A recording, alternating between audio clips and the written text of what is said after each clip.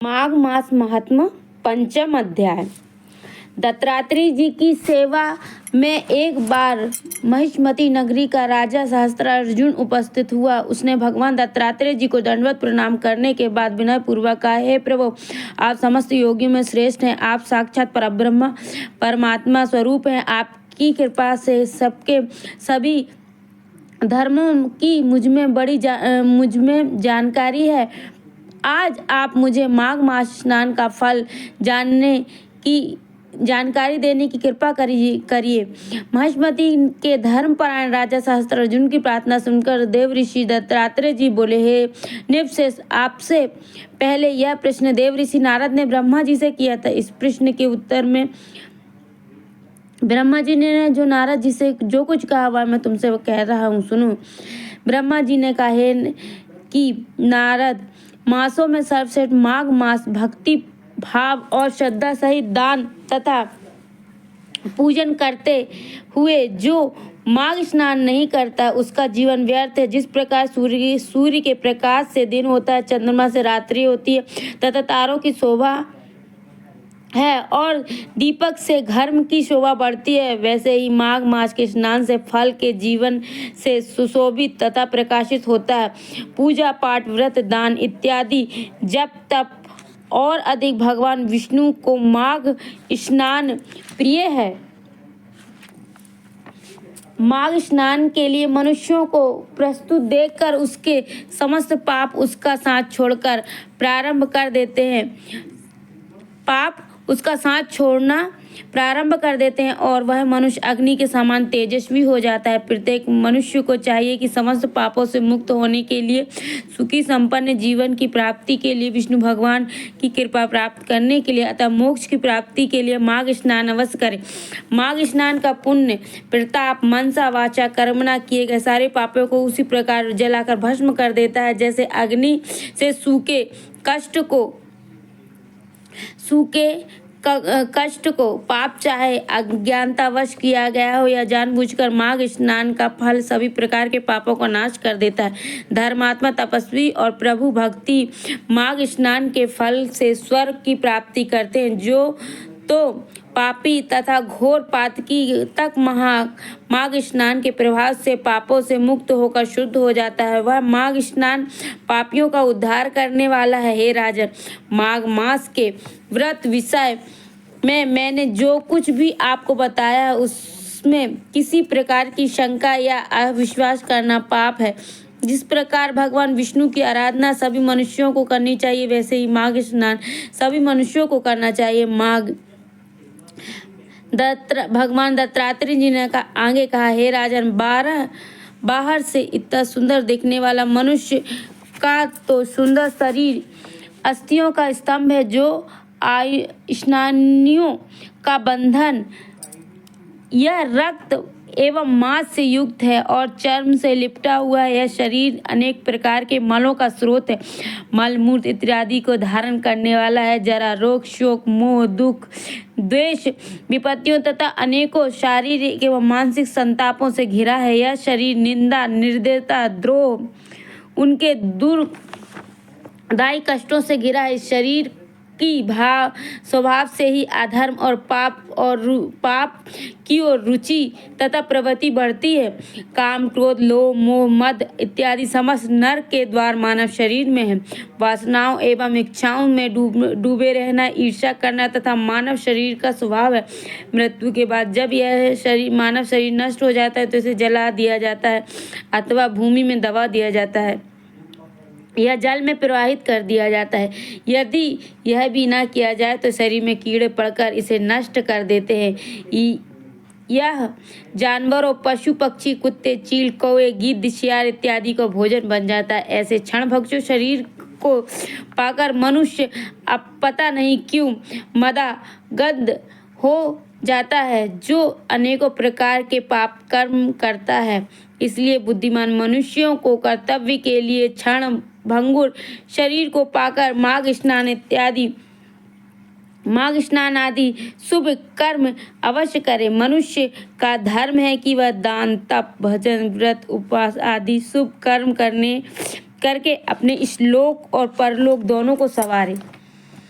चेष्टा है कि ऐसा जो मनुष्य नहीं करते हैं वह अपने लोक और परलोक दोनों को ही बिगाड़ लेते हैं और उनके नरकों में जाकर यातनाएं भोगते हैं। मानव का शरीर संतावना समझते हैं। दत्तात्रेय जी ने आगे कहा, हे राजन, विष्णु भक्त से हीन ब्राह्मण को मृतक समझना चाहिए। विष्णु भक्ति से रहित मनुष्यों को कीट पतंग के समान समझना चाहिए। उनका जन्म लेना व्यर्थ है।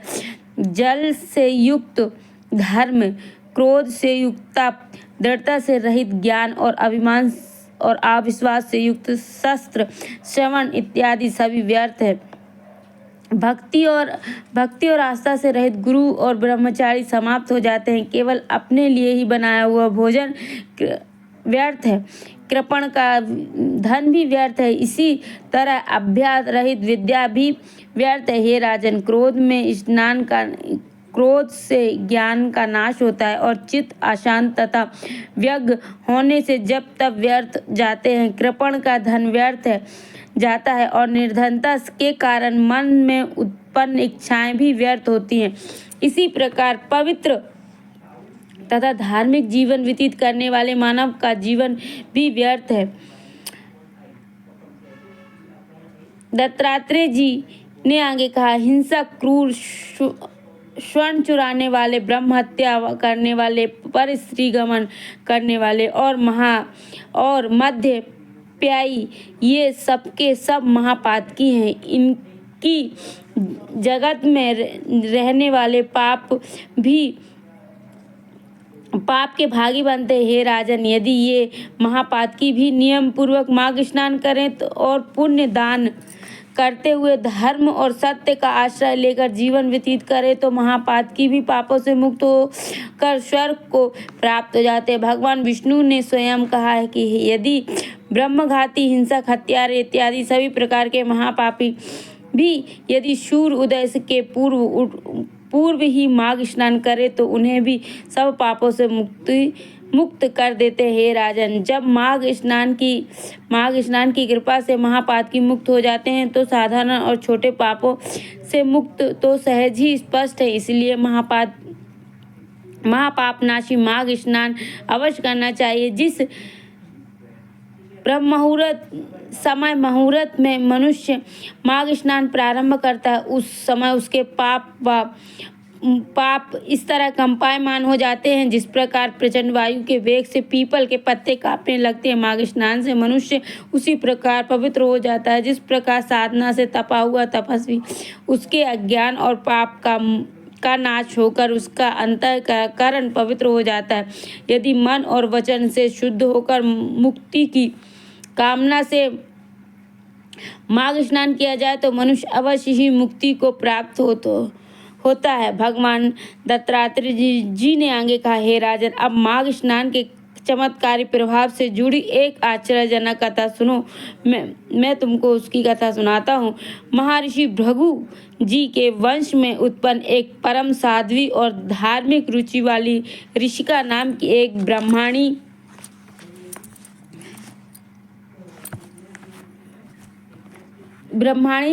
थी। दुर्भाग्यवश ऋषिका ब्राह्मणी अपने बालकाल में ही विधवा हो गई। उसने अपने बाल वैभव के दुख से दुखी होकर घोर तपस्या की। विंध्याचल क्षेत्र में रेवा और कपिला के संगम में अमरकंटक तीर्थ में जाकर ऋषिका ने घोर तप किया। वह सदाचार का पालन करती हुई भगवान विष्णु की भक्ति में लीन होकर उग्र तपस्या करने लगी। ऋषिका का स्वभाव सुशील और धर्मपरायण था। वह अपनी स्थिति अनुसार दान भी करती थी। वह प्रतिदिन हवन, पूजन एवं दान करने के पश्चात ब्राह्मणों का भोग अर्पित करने के बाद छठवें पहर में भोजन करती। वह ब्राह्मणी नर्मदा के किनारे कच्छ और तृप्त व्रतों की भी विधि पूर्वक पूजा करती थी। इस प्रकार तपस्विनी ब्राह्मणी ने रेवा और कपिला के संगम पर 60 मास अर्थात 5 वर्षों तक स्नान किया। कठोर व्रतों और तप से ऋषिका की काया अत्यंत जर्जर हो गई। आयु भोग वह पूरा उसी तीर्थ में मर गई। माघ स्नान के पुण्य के प्रभाव से 4000 युगों तक उसने विष्णु लोक में निवास किया निवास करती हुई दिव्य सुख प्राप्त करती रही। इसके पश्चात ब्रह्मलोक में एक तिलोत्तमा नाम से अवतरित हुई। देप्तिमान रत्न के समान दमकते तिलोत्तमा के सौंदर्य को देखकर देवता भी मोहित हो जाते थे। वह सूक्ष्मगामी सौंदर्य का प्रकाश भी तथा सुंदरता में अप्सराओं से श्रेष्ठ थी। उसके निर्माण से संतुष्ट तथा सुंदरता से पवित्र ब्रह्मा जी ने एक दिन उससे कहा कि हे पुत्री, दैत्यों का विनाश करने के लिए तुम शीघ्र ही यहाँ से प्रस्थान करो। संसार को अपने अत्याचार से घोर दुखी करने वाले सुंदर और उपसुंदर नामक महाबली दो दुष्ट दैत्यों का नाश करने के लिए संसार में अहिंसा, अभय, ईश्वर की भक्ति तथा धर्म की स्थापना करो। ब्रह्मा जी की प्रेरणा पाकर देवी तिलोत्तमा हाथ में वीणा धारण कर आकाश मार्ग से पृथ्वी पर आई। उस स्थान पर गई जहाँ सुंदर और उपसुंदर नाम के दुष्ट और अत्याचारी देव शत्रु दैत्य उपस्थित है। वहां आकर उस देवी तिलोत्तमा ने रेवा के पवित्र जल में स्नान करके दिव्य भड़कीले सुंदर लाल रंग के वस्त्रों को धारण करके उसके पश्चात तिलोत्तमा ने वीणा बजाना प्रारंभ किया और उसके साथ ही उसके निपुर भी गतिमान होकर मधुर शब्द करने लगे। इसके कंठ में सुंदर श्वेत मोतियों तथा कानों में कुंडल थे और जूड़े में चमेली और सुंदर सुगंधित पुष्प शोभायमान थे। देवी तिलोत्तमा अशोक वृक्ष के नीचे बैठकर वीणा बजाने लगी। साथ ही उन्होंने मधुर स्वर में गायन प्रारंभ किया। सौंदर्य और संगीत की देवी तिलोत्तमा ने अशोक वन में गायन वादन करते देखकर सुंदर और सुंदर के सैनिक आश्चर्यचकित रह गए। वे कुछ समय तक मुग्ध होकर उसे देखते रहे और फिर अपने स्वामी दैत्यराज को जाकर सूचना देने के लिए दौड़े। अपने स्वामी के पास पहुंचकर दैत्यों और अनुचरों ने विनय पूर्वक निवेदन किया कि हे महाबली, आज हमने अशोक वन में एक अति सुंदर देवी को देखा है। वह कामदेव की पत्नी रति से भी अधिक रूपवती है। उसकी सुंदरता दिव्य व असाधारण नहीं है। निश्चय ही वह रूपवती स्त्री तीनों लोकों में सर्वश्रेष्ठ है। हम नहीं जानते कि वह अप्सरा है या यक्षिणी अथवा नाग कन्या। वह सुंदरी यहाँ से कुछ दूरी पर अशोक वन में विराजमान है। कृपया स्वयं चलकर उस सुंदरी को देखिए। उसके देखते ही आप चकित रह जाएंगे। अपने अनुचरों द्वारा अज्ञात सुंदरी की प्रशंसा सुनकर वे दोनों दैत्यराज मद्यपान त्याग कर उठे और दोनों दैत्यों ने अपनी अपनी लोहे की गदाएं कंधे पर रखी तथा तीव्र गति से चलते हुए उस स्थान पर पहुंचे जहां देवी तिलोत्तमा उन दैत्यों का वध करने के लिए पहले से विराजमान थी। दोनों दैत्य देवी के समीप आकर खड़े हुए और उस समय मद्यपान के प्रभाव से दोनों दैत्य उन्मत्त हो रहे थे। उन्होंने देवी तिलोत्तमा से कहा कि हे सुंदरी, तुम सुंदरता और अद्वितीय हो तथा स्त्री रत्न हो। हम दोनों भाइयों के बल और शक्ति में अजय हैं। हम चाहते हैं कि हम दोनों में से जिसे चाहो उसे अपना पति स्वीकार कर लो। हमसे शेष पति पाना तुम्हारे लिए दुर्लभ है। दैत्यों के ऐसे दर्पपूर्ण वचन सुनकर देवी तिलोत्तमा ने उन पर कटाक्ष कर उन्हें मुग्ध और सम्मोहित करती हुई बोली, हे दैत्यों, पहले इसका निर्णय होना चाहिए कि तुम दोनों में से कौन अधिक बलवान है। तुम दोनों में से अधिक बली कौन होगा, मैं उसी के साथ विवाह करूंगी। दोनों ही दैत्यों के स्वभाव से ही क्रूर और कामी थे। ही देवी की सुंदरता ने उन्हें पूरी तरह भ्रमित कर वासना से पीड़ित कर रखा। दोनों ने अट्टहास में पर चिल्लाए, मैं बली हूँ, मैं बली हूँ। इसके साथ ही वे दोनों अपनी लोहे की गदाएं लेकर एक दूसरे पर टूट पड़े। थोड़ी ही देर में एक दूसरे के प्रहारों से घायल होकर रक्त से लथपथ हो गए। फिर भी भयंकर प्रहार करते हुए लड़ते लड़ते वे दोनों परस्पर प्रहारों से घायल होकर मर गए। उन दोनों को मृतक देखकर दैत्य सेना हाहाकार मच गया। दैत्यगण कहने लगे कि यह साक्षात मृत्यु की तरह है। कालरात्रि रूपी देवी कौन है? क्षण भर में यह क्या हो गया? अब इस देवी का सामना कौन करेगा। इस प्रकार कहते हुए समस्त दैत्य पाताल लोक को चले गए। दैत्यों के पलायन के पश्चात देवी तिलोत्तमा 10 दिशाओं को प्रकाशित करती हुई आकाश मार्ग से ब्रह्मलोक को लौट गई। वहां जाकर उसने ब्रह्मा जी के सामने उपस्थित हो गई।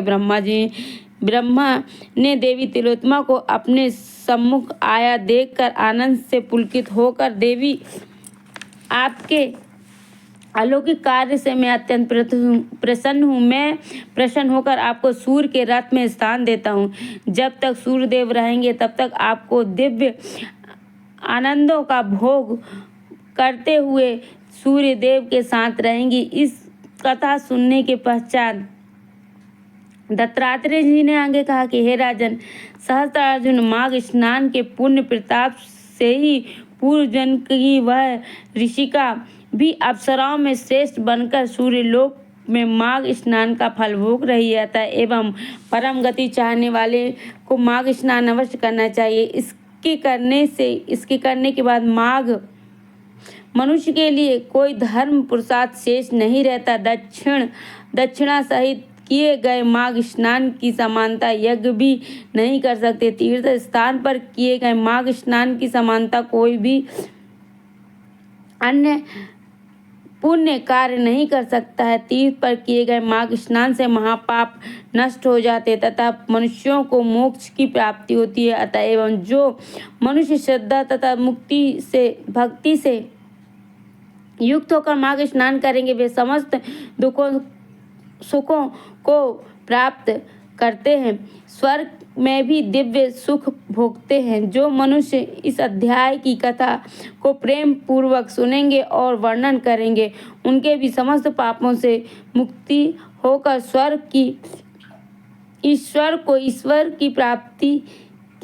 ईश्वर की कृपा विशेष रूप से प्राप्त करेंगे। उन्हें परमात्मा की परम भक्ति प्राप्त होगी। बोलो श्री हरि नारायण विष्णु भगवान की जय, माता लक्ष्मी की जय, राधा रमन लाल की जय।